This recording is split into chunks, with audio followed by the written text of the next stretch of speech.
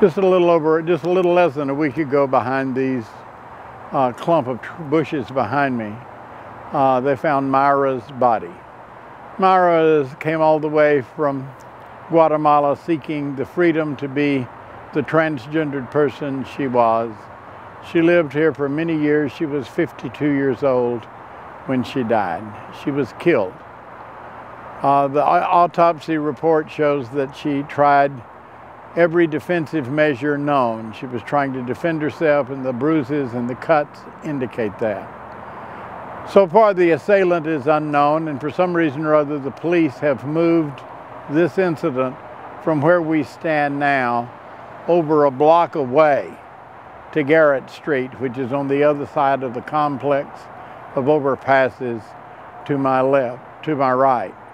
The facts will only come out when we identify and apprehend a culprit, and then we can interrogate them. But that culprit should have suffered some wounds that night. Myra's fighting back did not leave him untouched. As far as I know, the police haven't even bothered to check the emergency rooms or the clinics to find out if anybody reported injuries that night or the next morning. Myra's gone. We can't do anything to help her, but she has transgendered sisters and, of course, gay and lesbian people who fear prejudice and violence-related prejudice all the time. This case must be solved, and I hope that by telling Myra's story and by showing you the faces of those concerned, we can get information, as we have often done when the police did not even bother to investigate. We've solved the case and brought someone to justice. Following that, there is the re-education and the forgiveness, but one step at a time. Let's see justice done. All right, Cristan, now that you know that there's been some misinformation with the police about the location and some other things happen, because the homeless people got no reason to lie. Right. And they live here. This happened basically on their turf. And they may be more candid with us than they are the police. Oh, well. What do you think? Well, I expect that's absolutely true. I mean, I've worked with the homeless population, the TG population, just all kinds of subpopulations all over Houston. And invariably, whenever it comes to disclosing information, they do it a lot easier to one of their own, so to speak, or someone who is perceived as an advocate. Well, I've discovered that it doesn't have anything to do with Garrett Street. It has to do with the other side of the spur. And there are clumps of woods, deeper woods than over on that side and over on this side, and in a more isolated place. And you go back in there, again, there is soft dirt, but I saw no evidence of anybody casting footprints. Really?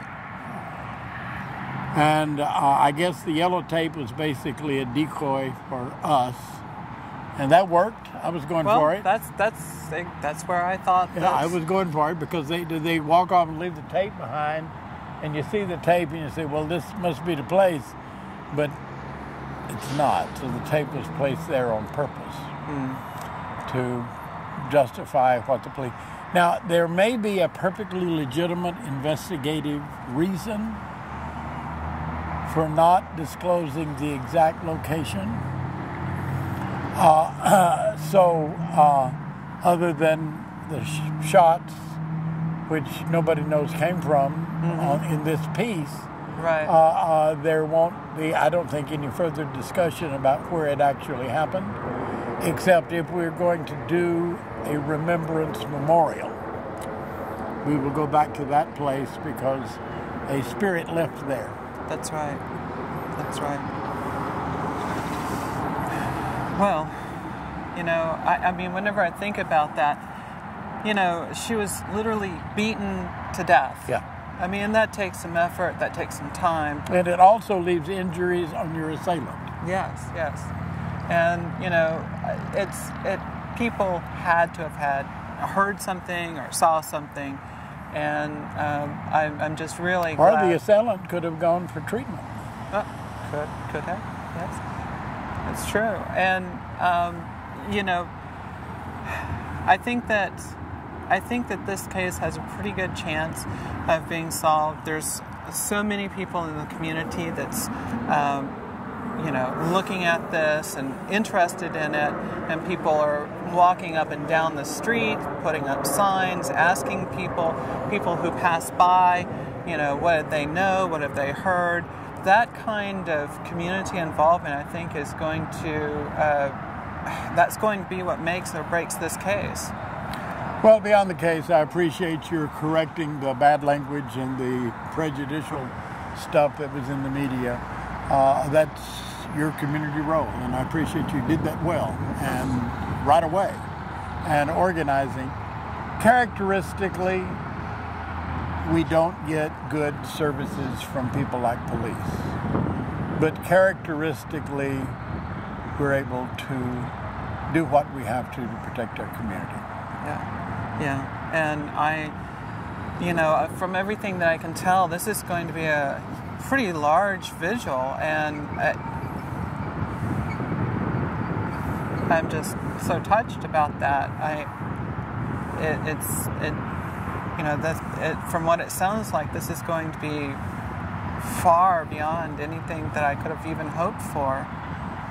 That kind of community support, not only from the trans community, but the gay community, and everyone. All of those problems are readily being resolved. Takes patience.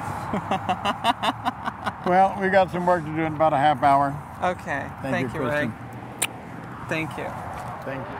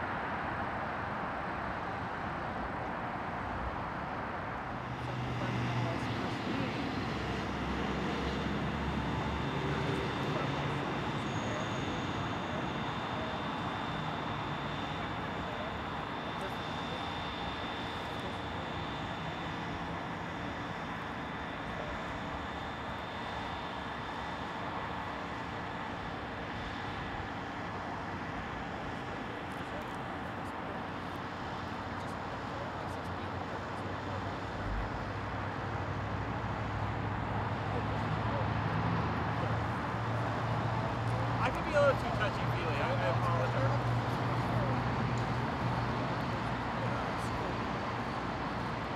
I'm like, I don't know how to fix this problem. I bet I know someone who does.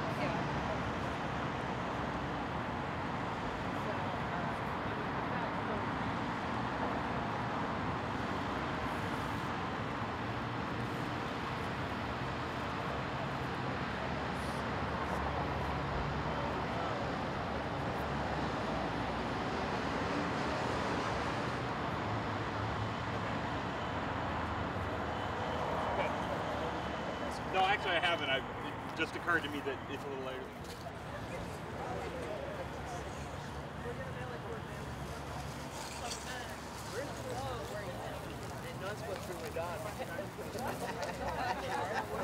Dang it, they're at home blinded.